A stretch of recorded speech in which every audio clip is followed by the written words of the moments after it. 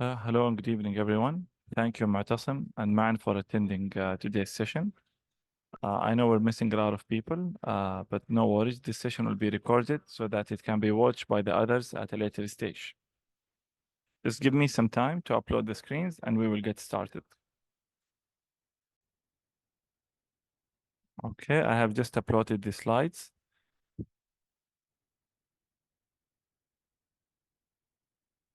So good evening, everyone. Welcome to our session on facilitating online learning. Today, we're going to learn how to make our online training sessions for volunteers just as good and lively as the ones we do in person. We will look at how online learning works. We will find out about tools that can help us make our sessions more fun and engaging and learn key skills for leading online training as well. This session is great for anyone, whether you're new to online teaching or just want to get better at it. Plus, as I said before, I'm recording this session so that anyone who couldn't join us today can watch it later. Let's dive in.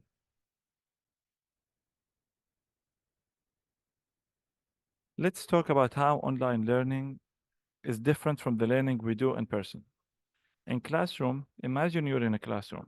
You can see everyone's faces, easily ask questions and get answers right away. That is face-to-face learning. It is great because it's personal and direct. But now we're using computers and the internet to learn and teach from wherever we are. That's online learning. With online learning, we use videos, chats, and forums to communicate. This means we can learn at our own pace, sometimes even at our preferred times. But it also means we need to be a bit more tech savvy and good at keeping ourselves motivated without a teacher physically present to remind us. For teacher or facilitators like us, it means learning how to keep everyone interested when we are not in the same room. We have to use different tools to make everyone engaged and to make learning interactive and fun. And we'll be talking about this in a bit. For learners ourselves, we have to be more comfortable learning from the screen and speaking up when they need help, even if it's through chat box. That's for learners. And of course, for those organizing learning, like our charity stuff, it means planning how to use technology to bring everyone together and make sure no one is left behind because they're not sure how to join or because their internet is slow. So, while both ways of learning have their perks, they require different approaches from us. For example, in face-to-face learning, you might hand out paper quizzes. And online, you would use digital quizzes where everyone clicks their answers. Or in classroom, you might break into small groups by moving the chairs around. However, in online, we use breakout rooms. It's all about adapting to make sure everyone learning is in a good shape, no matter what they are.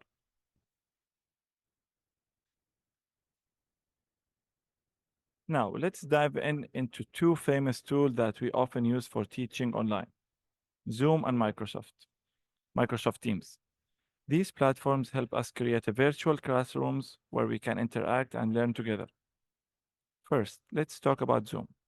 It is very user-friendly, which means you can start using it without needing to learn a lot of tech stuff. You can share your screen, which is great for showing presentations or videos. Zoom also lets you split your class into smaller groups with breakout rooms, making it easier to have focused discussions or group work.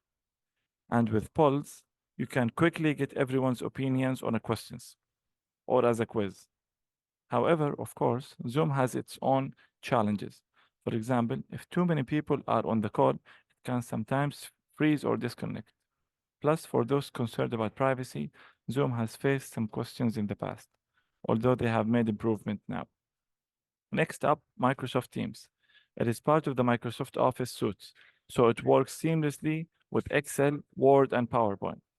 This makes sharing and collaborating on documents a very easy task.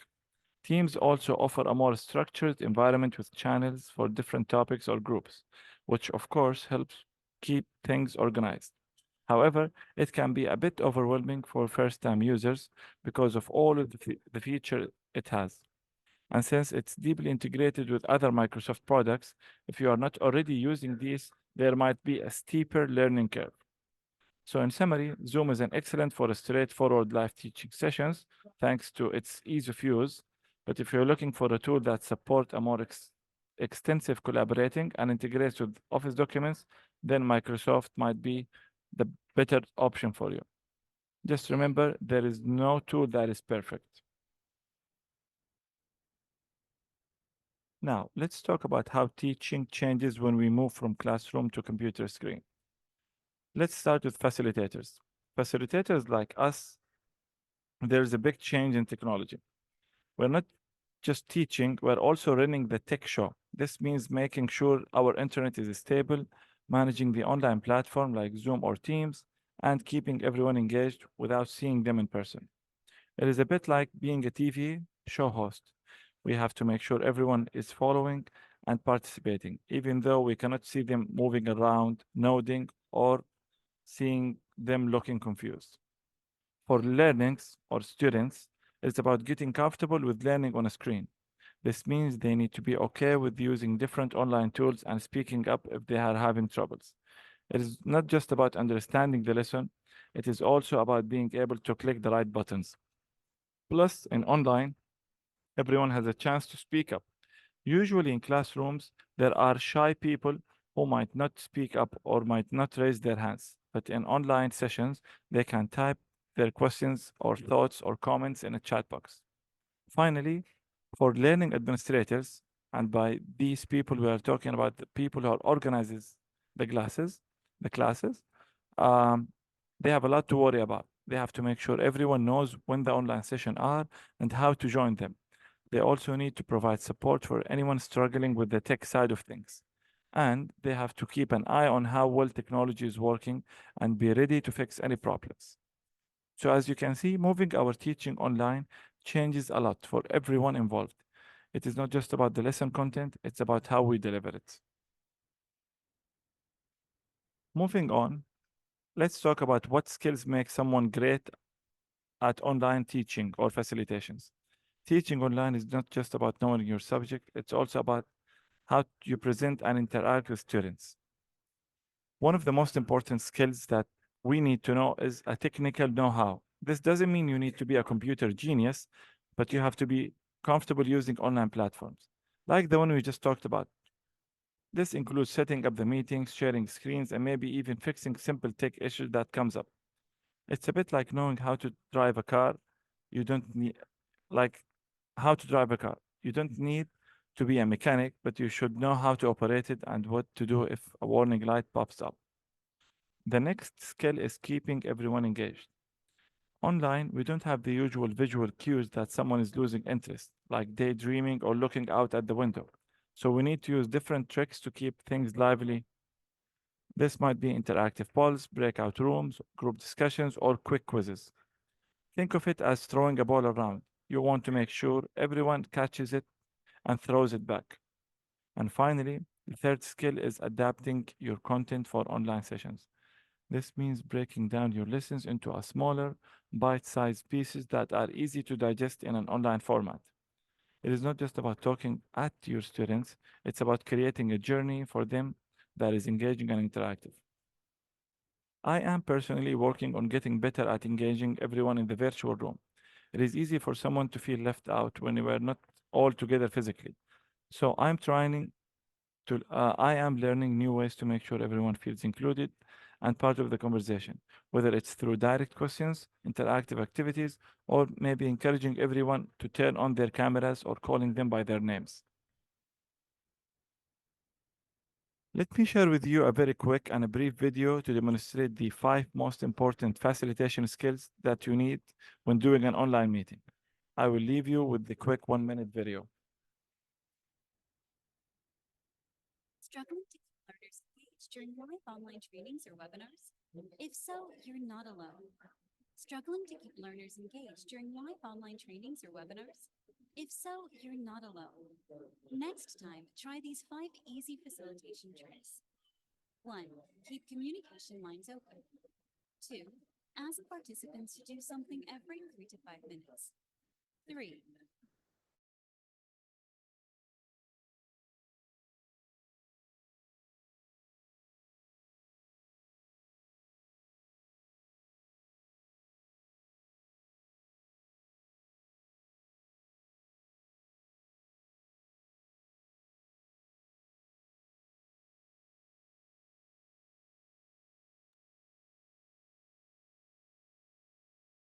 This was a very brief video that shows the 5 most important skills that you need to be great at facilitations. Of course, I encourage all of you to spend some time practicing, doing online sessions, just to be prepared and ready to present materials to students, volunteers, or learners. I also encourage you, and I will also be providing some material separately through emails that you can read on your own pace to know more about the skills you need to develop to deliver online virtual classrooms. This will be sent at a later stage tomorrow via email, and it will be a very comprehensive PDF file that breaks down these 5 skills into a more detailed reading that will benefit you.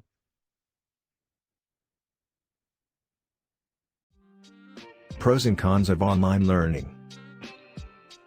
Pro number 1. Efficiency. Online learning offers teachers an efficient way to deliver lessons to students. Online learning has a number of tools such as videos, PDFs, podcasts, and teachers can use all these tools as part of their lesson plans.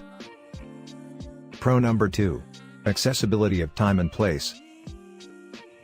Another advantage of online education is that it allows students to attend classes from any location of their choice.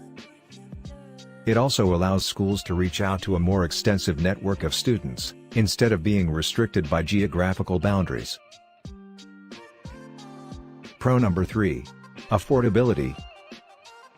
Another advantage of online learning is reduced financial costs. Online education is far more affordable as compared to physical learning. This is because online learning eliminates the cost points of student transportation, student meals, and most importantly, real estate. Pro number 4. Improves student attendance. Since online classes can be taken from home or location of choice, there are fewer chances of students missing out on lessons. Pro number 5. Suits a variety of learning styles.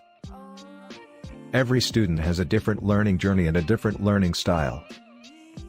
Some students are visual learners, while some students prefer to learn through audio. Similarly, some students thrive in the classroom, and other students are solo learners who get distracted by large groups. Cons. Con number 1. Inability to focus on screens. For many students, one of the biggest challenges of online learning is the struggle with focusing on the screen for long periods of time. With online learning, there is also a greater chance for students to be easily distracted by social media or other sites. Con number 2. Technology issues. Another key challenge of online classes is internet connectivity. While internet penetration has grown in leaps and bounds over the past few years, in smaller cities and towns, a consistent connection with decent speed is a problem. Con number 3. Sense of isolation. Students can learn a lot from being in the company of their peers. However, in an online class, there are minimal physical interactions between students and teachers. This often results in a sense of isolation for the students. In this situation, it is imperative that the school allow for other forms of communication between the students, peers, and teachers. Con number 4. Teacher training. Online learning requires teachers to have a basic understanding of using digital forms of learning. However, this is not the case always. Very often, teachers have a very basic understanding of technology. Con number 5. Manage screen time. Many parents are concerned about the health hazards of having their children spend so many hours staring at a screen. This increase in screen time is one of the biggest concerns and disadvantages of online learning.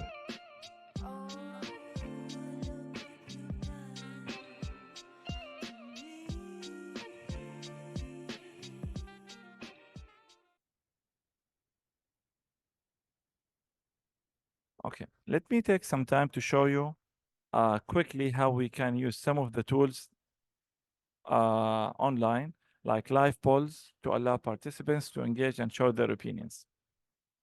Right now, we're using the Zoom platform, and in Zoom platform, there's an easy option to use polls. And by polls, we mean you can pop up a question with multiple choice features where people can choose the answer they want. Unfortunately, right now, I have a we have a technical issue right now that is preventing me from using the polls. But just for the sake of the practice, let's assume that I'm going to ask you a questions where you write the answer in the chat. So for example, let's assume that both of you as learners or as students, and I'm going to ask you, would you prefer using an Apple system, a Mac system, or Windows? So we have two options now. Would you prefer Apple or Windows? Please take some time to write down in the chat your preference.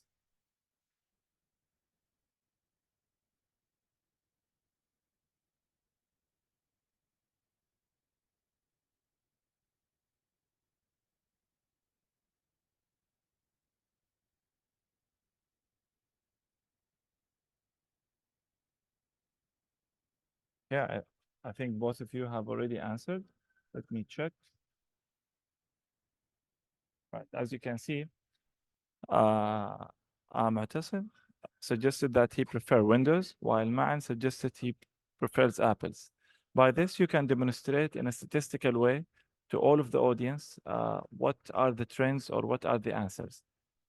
If we are, of course, using the polls option, you can show these answers to the learners in a graphical way.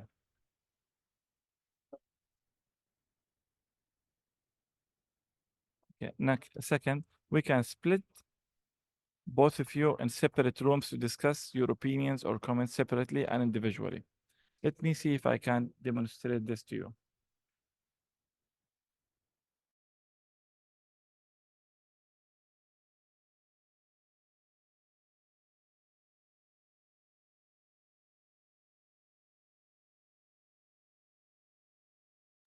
See, right now I'm trying to create rooms. I have room 1 and room 2,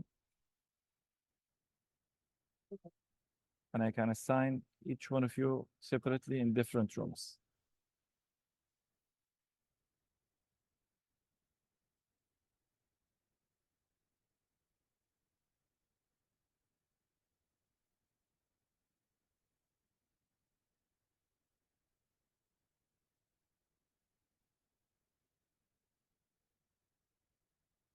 Okay, right now I have no one here. Let me join the first room.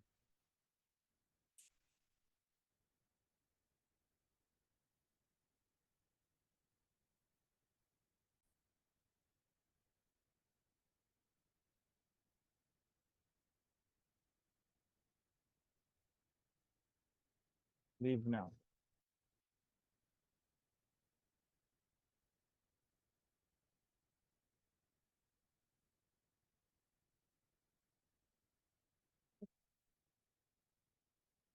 That was a brief activity on how I splitted both of you in different rooms. By using breakout rooms, it allows us and it gives us the option to split people into separate rooms where they can discuss ideas without the other rooms hearing them. Unfortunately, in Zoom, while we're recording this, it does not allow for privacy purposes to record the step of sharing, of doing breakout rooms.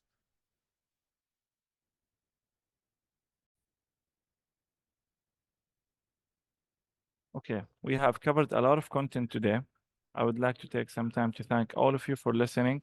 And again, as I said before, this session is recorded, so whenever you need it, you can view it. If you have questions, I'm very happy to address them right now. Otherwise, I will be sharing my contact information with all of you via email to contact me when needed. You can call me or send me an email, and I'll be more than happy to provide my support to all of you. I'll give you some times to, if you want to speak up or if you want to write in the chat any questions you might be having, and I'm very happy to answer them.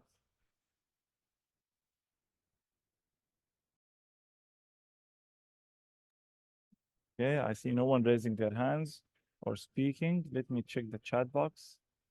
Okay, so we have two questions. The first questions, Mu'tasim is asking, is there a maximum number of attendees in the session? Okay, that's a really great question. So this actually depends on the type of platform you're using. or even the subscription you have.